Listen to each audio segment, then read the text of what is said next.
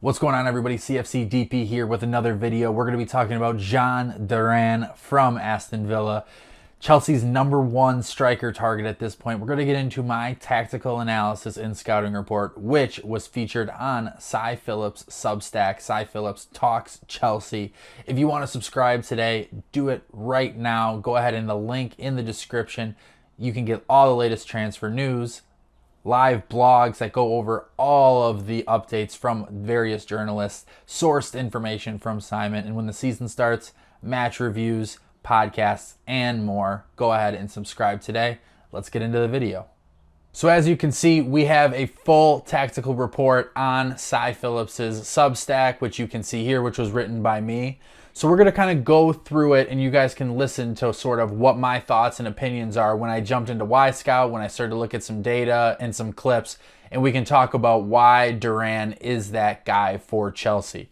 So just some basic information about the player at this point.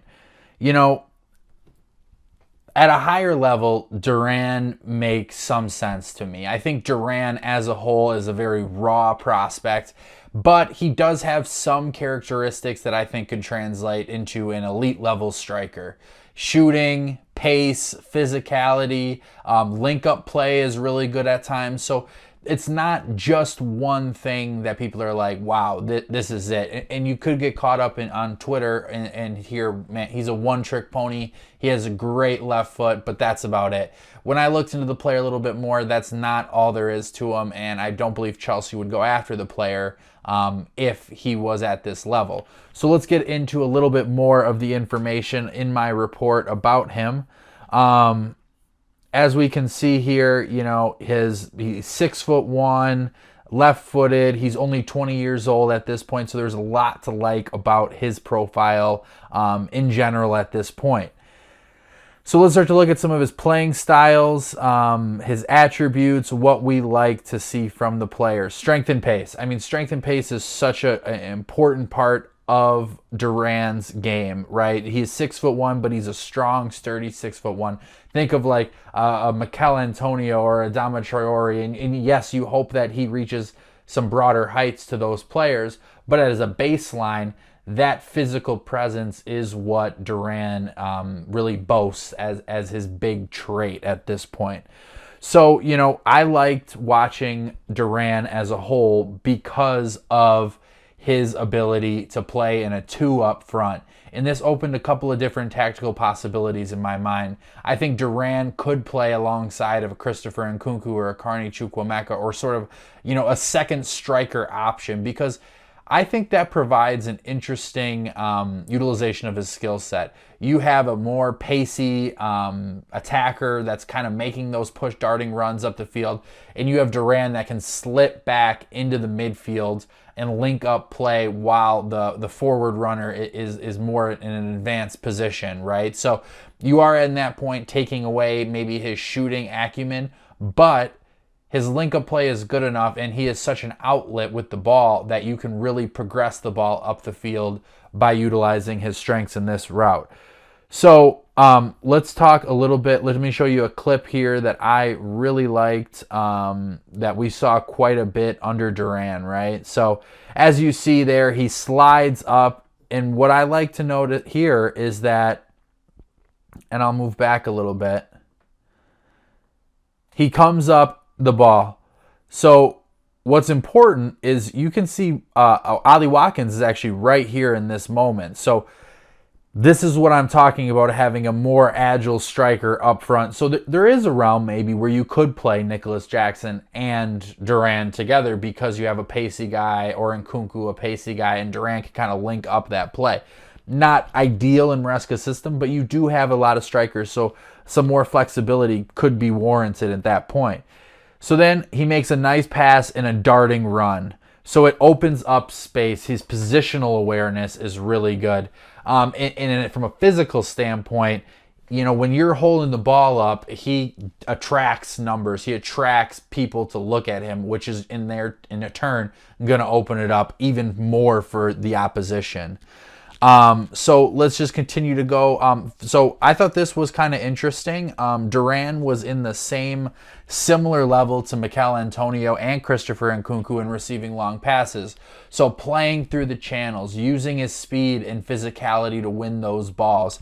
So average per game, you're looking at a little over 1. But if you're playing in those channels, you want a guy that's strong, that can control the ball, trap it, and make a run to goal or move the pass along. So I thought that was really encouraging, right? So moving on to his height, his aerial ability, he's not the most dynamic header of the ball.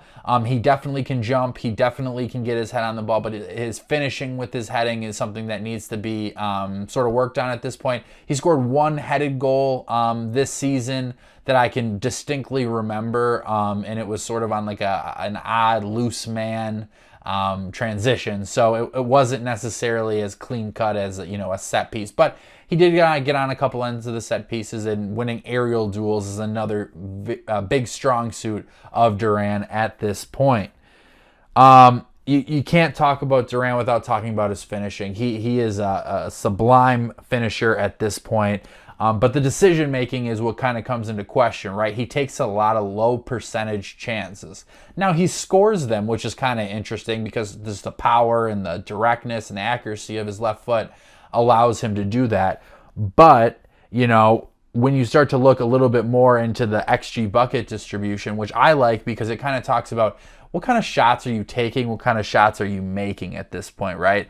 So like I had mentioned, maybe not here, but before, that he only had 8 goals in the entirety of last season and 5 in the Premier League. So when you start to look at what his shot quality is, that 0.3, 0.4 to 5 range is really where you want to be, right? So a high IQ, high, finishing, poacher's finish. But Duran often featured in that 0 to 0.1 range, which is sort of interesting, and that kind of leads to the decision making. But furthermore, his finishing is incredible in this sense because he had half of his goals in that category. So if you could start to improve the decision making and move sort of into that 0.2, 0.3 category and sort of faction him into these circumstances where it's just, hey man, we just want you to finish. We're going to put it on a play for you, which Chelsea did a lot last year. That's a good thing. So I like that. His XG per 90 was in one of the highest levels. His goals per 90 was one of the highest levels. When he got out there, he did score. So, and he also gets a lot of shots off, which is, really interesting to see. He gets a lot of shots off, but he scores them more times than not, right? So here's a couple of goals that I want to show you that kind of get your mouth watering just a little bit about Duran. We all saw this one at this point. I mean, just an incredible finish with the left foot, roping it into the top net in a tight game, in a close scenario. Here's another good one. Just the physicality, right? Using his body to get that goal off was really impressive, and a tidy finish. And then, just much like the first one, just an absolute rope of a shot here, and the goalie has no chance. So his finishing is really the mouth-watering, aspect that you're going to like about him, and if you bring him into Chelsea this year. Moving on to his dribbling, right? He does have some good dribbling opportunities, mostly to get onto a shot. Another goal there. I'll play it one more time.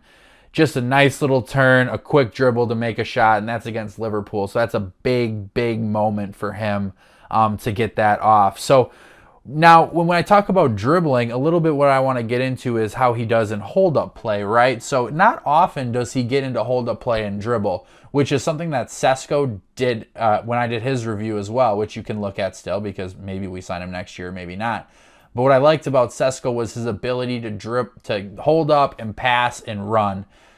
I really, really rate that from Jhon Durán as well. As you can see in sort of those spaces right here where you're suggesting a hold-up play, only 3 times did he dribble it. Now, he got a lot more attempts in these areas to catch the ball or at his feet and move it on, but only 3 times did he dribble from that position, which is much different to Nicholas Jackson's skill set. So on a high level, This tells you he likes to hold it up. He likes to pass and turn, use his physicality in these areas. And that's a really different of a profile than what Chelsea has to this point. So, he has a nice first touch. He looks to pass in these hold-up situations. Here's a good moment as well where, he can hold up from anywhere, right? He holds up right there, and he keeps his eye up. Watkins makes a smart run and puts it on a plate. Now, Watkins' shot wasn't very good, but that's a scenario that you could see Chelsea operating in at this point during this upcoming season if Duran's there. Making looping runs from Palmer, looping runs from Nkunku, getting into shooting areas from outside the box simply based off of the physical presence that Duran holds. Just a couple of other quick little things in terms of positives.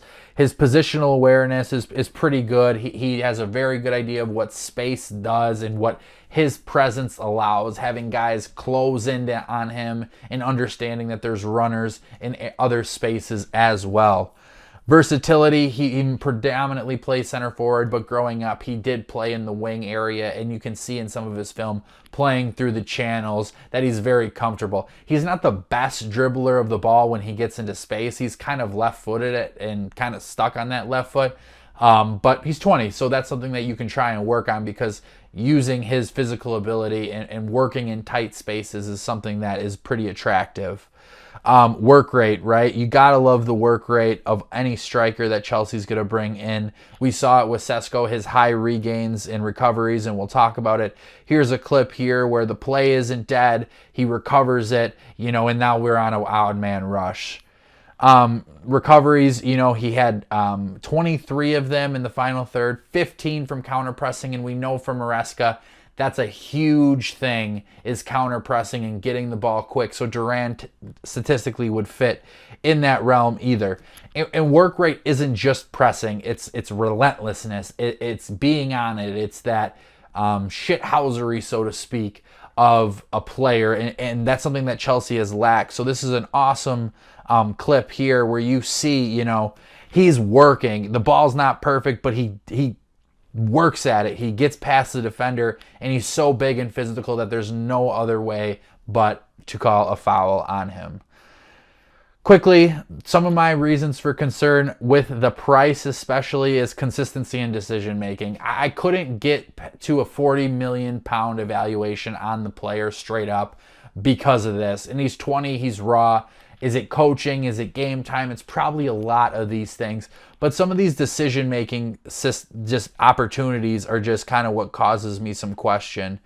He does a great job of winning the ball there. Kind of a weird pass, but then it's like, why shoot that? Keep the ball, get it to some playmakers and whatnot. I don't really care for that. He's a striker. He rates his foot, so I appreciate that. Furthermore, here, just come on. What are we doing? That's not a great opportunity. He's lost a couple duels. You see inaccurate passes. He's in one of the higher percentiles of losses per 90 out of outfield players. So it's not necessarily the most important thing, So as a whole, I think Duran is a very tantalizing prospect for Chelsea. I think at the right price, I'd probably be at like 25 million or so on him, and that's pounds. So I wouldn't go much higher because I don't think he warrants much more of the price. Now, Villa, from a negotiation point, is interested in Gallagher, interested in Maatsen, so maybe you take on Duran in order to move on some players and just collect some more profit. You can basically pay for Duran with those two signings and turn a big profit. So it's interesting. But I got to give a shout out to my guy Ken, who's in the Byline Avengers chat with me on Twitter. Bringing up David Datro Fofana, right? So a lot of people are like, we have a developmental striker. He did really well at Burnley last season. Couldn't he just come and replicate that in the Premier League with Chelsea and in the Conference League? So I kind of see his point, because when you look at just a very, basic statistical overlay here, you see a lot of the similar traits, right? But in some areas, Fofana is making more passes for expected assists.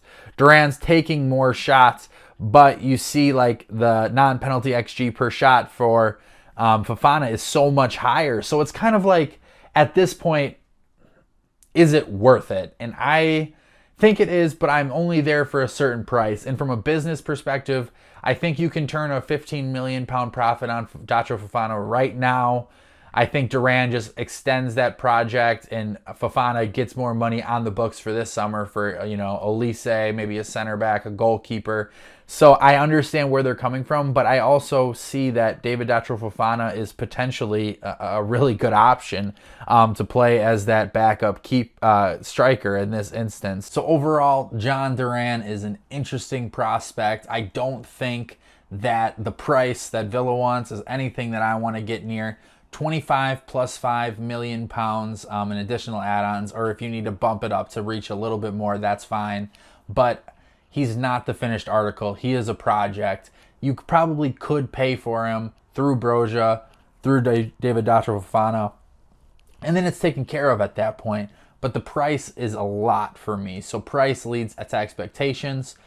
25 million gets it done for me, and I would be excited about that. But there are some names that are lingering about that haven't technically been ruled out, despite Duran going to be the favorite for Chelsea striker position this window.